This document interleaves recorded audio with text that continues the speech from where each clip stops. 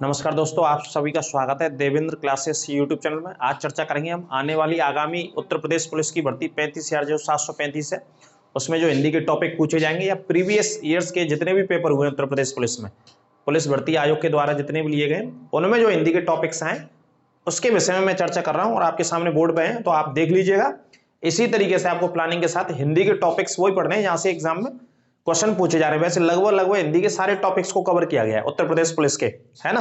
पुराने पेपर का भी विश्लेषण आपके सामने करेंगे, लेकिन सबसे पहले आप टॉपिक्स देख लेंगे जो पूछे गए, जो क्वेश्चंस आते हैं। देखिए, वर्णमाला से भी क्वेश्चन पूछा गया उत्तर प्रदेश पुलिस के पिछले पेपरों में।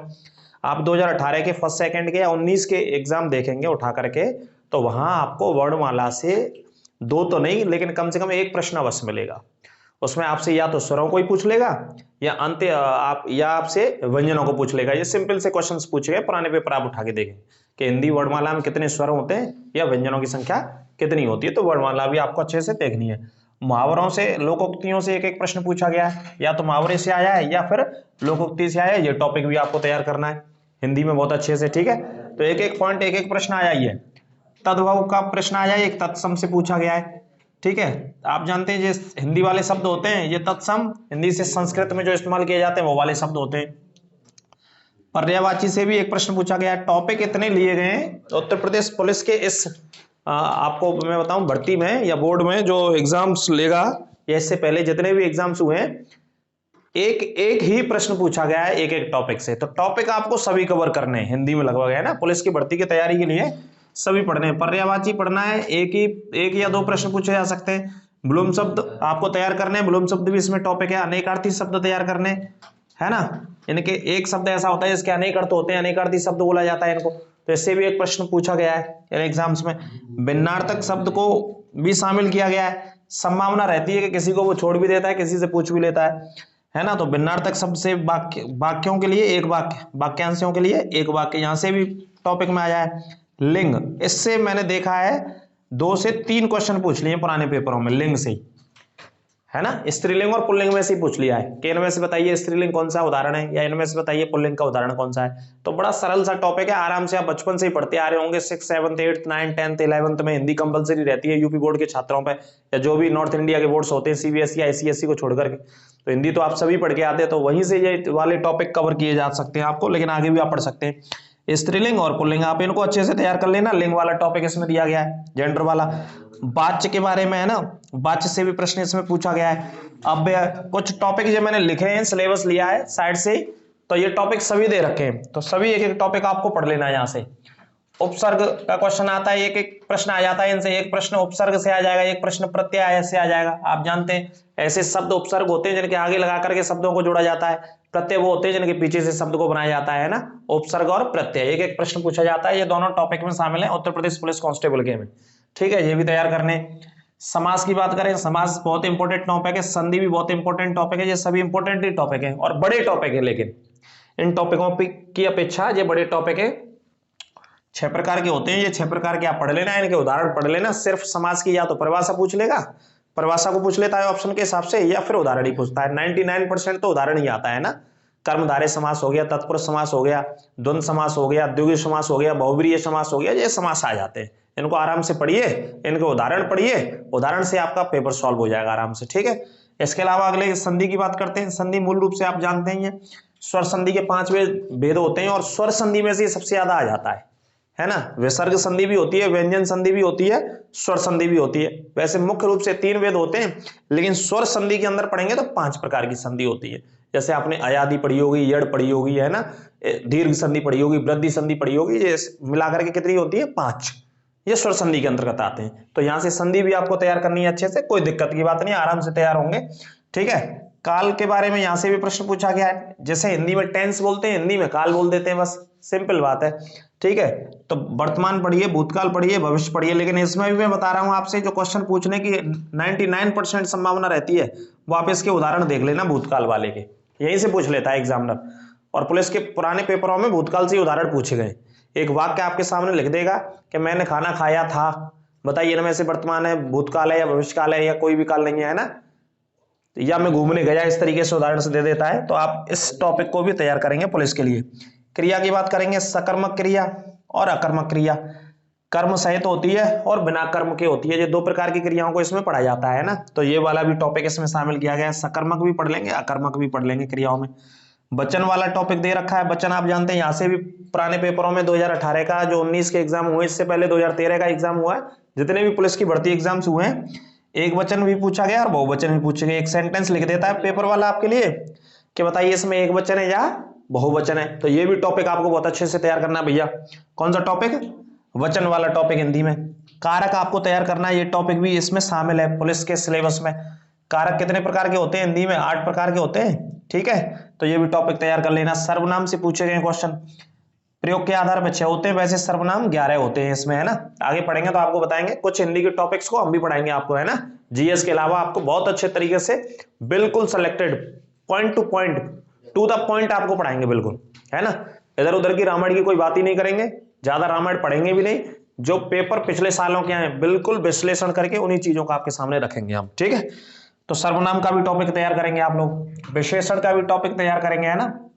4 प्रकार के विशेषण होते हैं। विशेषण का मतलब क्या होता है? विशेषता बताना होता है भाई साहब, क्वालिटी बताना होता है, रंग के आधार पर, गुण के आधार पर, इन सारी चीजों के आधार पर क्या बताते हैं? विशेषण। तो 4 प्रकार के होते हैं, विशेषण से भी क्वेश्चन पूछा गया है और पुलिस के पेपर में आना है, ये आपको टॉपिक तैयार करना है। कवियों के बारे में पढ़ लेना है आपको, लेखक और लेखकों से संबंधित उनकी बहुत महत्वपूर्ण रचनाओं के बारे में, है ना।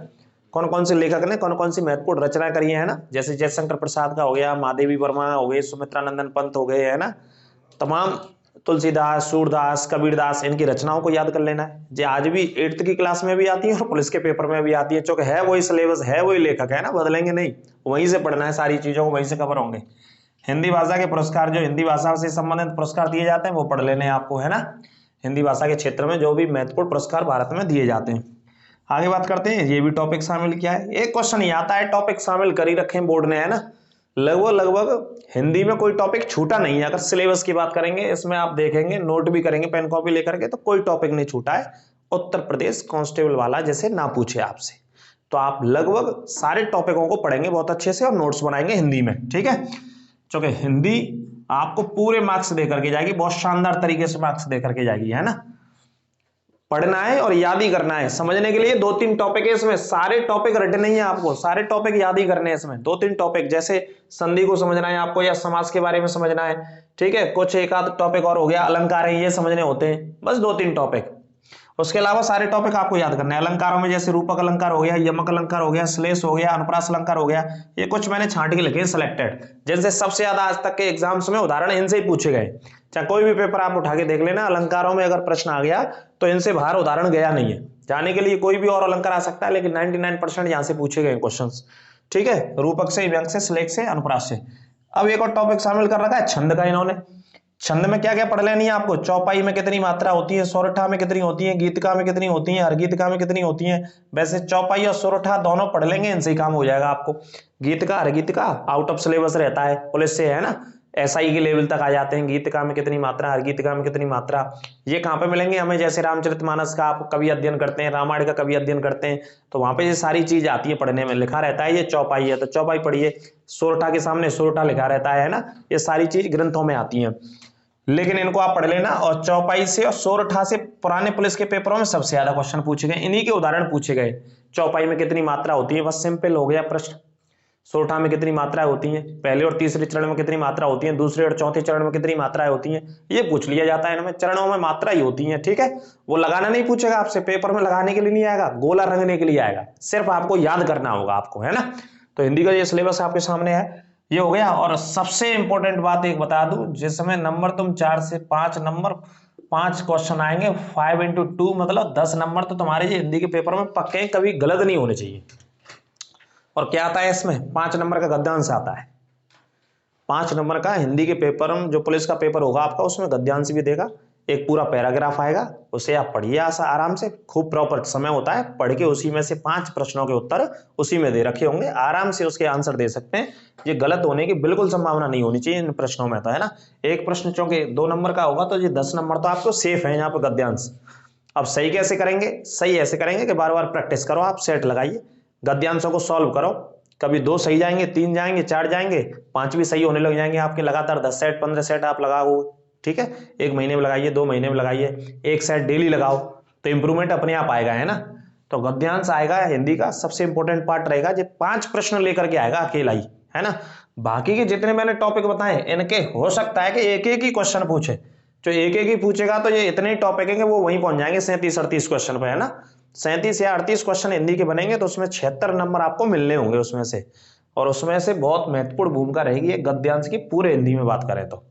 और मैंने जैसा कि आपको बताया शुरू में, पुराने पेपर्स मैंने विश्लेषण किया है, वो आगे आपको बताएंगे अगले वीडियोस में। पेपरों के बारे में, स्पेशल क्वेश्चंस के बारे में बताएंगे।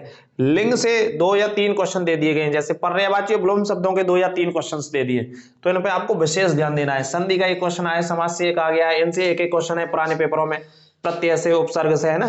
तो जहां से ज्यादा क्वेश्चन पूछने की संभावना है वो टॉपिक बहुत अच्छे से हमें तैयार कर लेना है, ठीक है।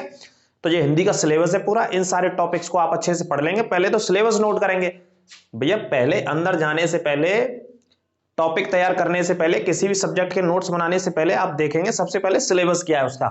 सिलेबस है अपने सामने रखो, सिलेबस को अपने सामने चिपकाओ अपने रूम में, स्टडी रूम में, यहाँ पे भी आप पढ़ते हैं, उसके अकॉर्डिंग आप बनाना शुरू करिए, टॉपिक्स का नोट्स बनाना शुरू करिए। तो सबसे पहले किसी भी तैयारी के लिए सबसे महत्वपूर्ण बात रहती है, फर्स्ट बात रहती है सिलेबस को सामने रखना, है ना।